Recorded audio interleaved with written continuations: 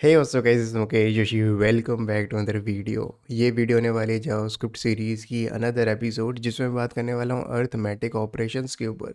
Plus कैसे करना है, माइनस कैसे करना है, मॉड्यूलस हो गया, मल्टीप्लिकेशन हो गया, डिवाइड हो गया, इंक्रीमेंट हो गया, डिक्रीमेंट हो गया।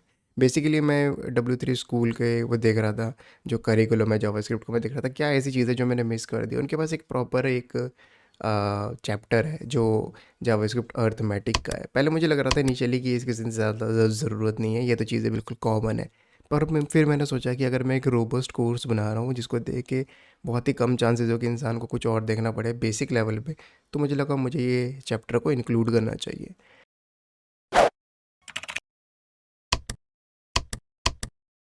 तो पहले देख लेते हैं कि हम कोई दो नंबर को प्लस कैसे करते हैं, कोई दो नंबर को माइनस कैसे करते हैं। तो पहले मैं बात कर लेता हूँ, जैसे फॉर एग्जांपल वार एक्स मैं कहता हूँ 10, वार वाई मैं कहता हूँ 5।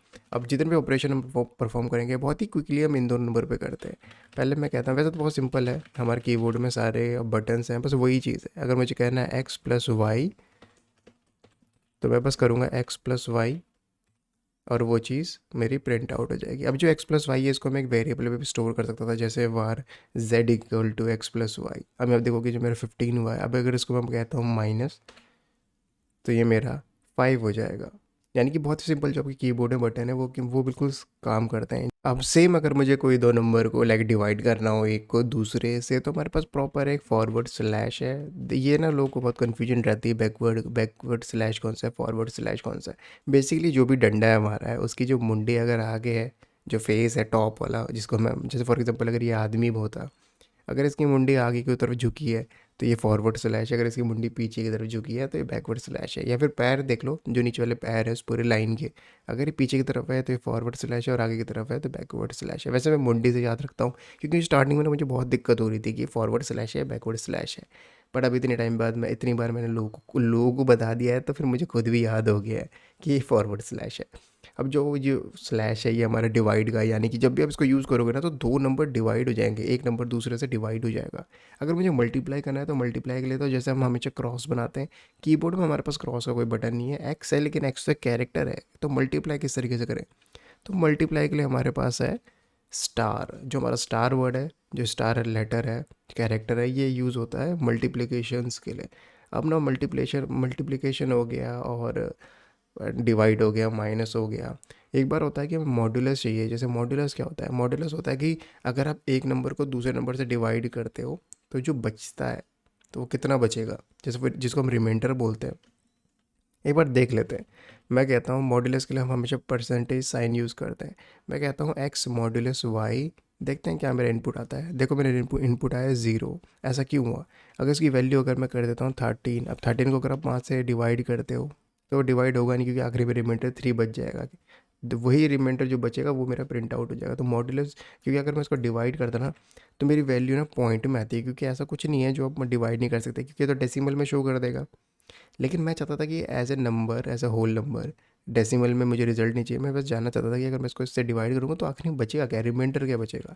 उसके लिए हम यूज़ करते हैं मॉड्यूलस, यानी कि मॉड्यूलर परसेंटेज का साइन यूज़ करूँगा तो ये मॉड्यूलस हो जाएगा कि इस नंबर इनका मॉड्यूलस क्या है। अगर इसको से मतलब मॉड्यूलस करता हूँ तो क्या मेरी वैल्यू आएगी, तो मेरी वैल्यू आनी चाहिए 13। यानी कि जो कंप्लीट डिवाइड हो गया तो 0, अगर कंप्लीट डिवाइड नहीं हुआ तो मॉड्यूलस। ये अपडेट नहीं हो रहा है, लेकिन ये 3 होना चाहिए था। इसको एक बार, बस मुझे कोड पेन में ना यही चीज़ बहुत बुरी लगती है, ये कभी कभी टाइम पे अपडेट ही नहीं करता है।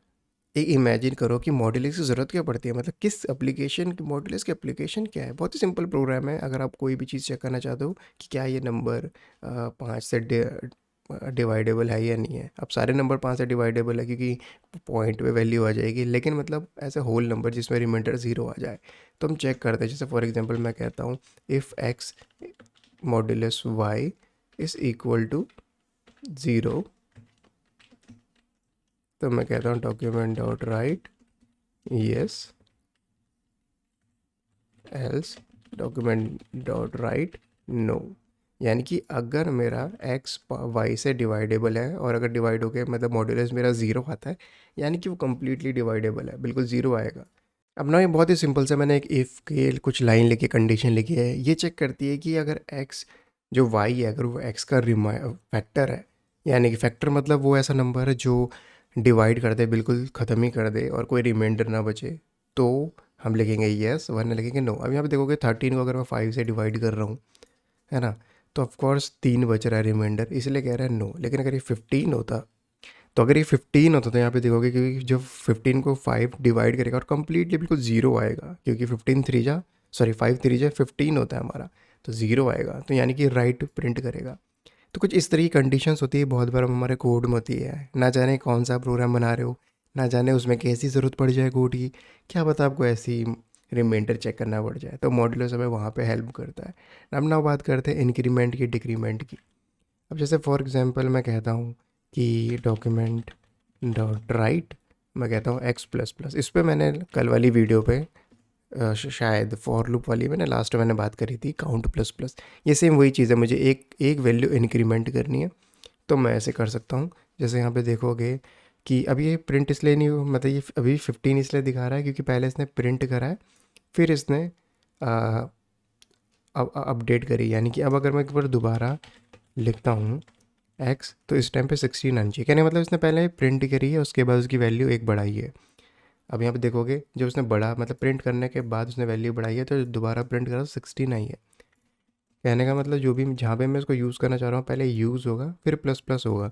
कुछ लैंग्वेजेस में ऐसा भी सपोर्ट है कि पहले आप मतलब पहले प्लस प्लस लगा दो और फिर नंबर प्रिंट कर दो। इसमें क्या होता है कि पहले वैल्यू प्लस होती है, उसके बाद प्रिंट होती है, डिपेंडिंग कि क्या सिचुएशंस है। यानी कि आपने कल ये देखा था कि ऐसे आप पहले एक्स प्लस प्लस, कहने का मतलब पहले वैल्यू यूज़ हो रही थी, फिर इंक्रीमेंट हो रही थी। तो एक तरीका और होता है कि पहले आप इंक्रीमेंट कर लो, फिर आप उसे यूज़ कर लो। सेम जो हमारा डिक्रीमेंट का है, अगर मुझे कोई चीज़ माइनस करनी है, एक नंबर माइनस करना है, तो मैं डिक्रीमेंट कर सकता हूँ।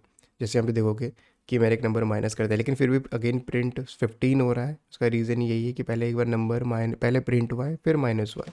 तो इसको अगर मैं एक बार ऐसे कर देता हूँ, पहले लगा देता हूँ 2 बार माइनस, तो यहाँ पे देखोगे कि वैल्यू मेरी माइनस हो रही है।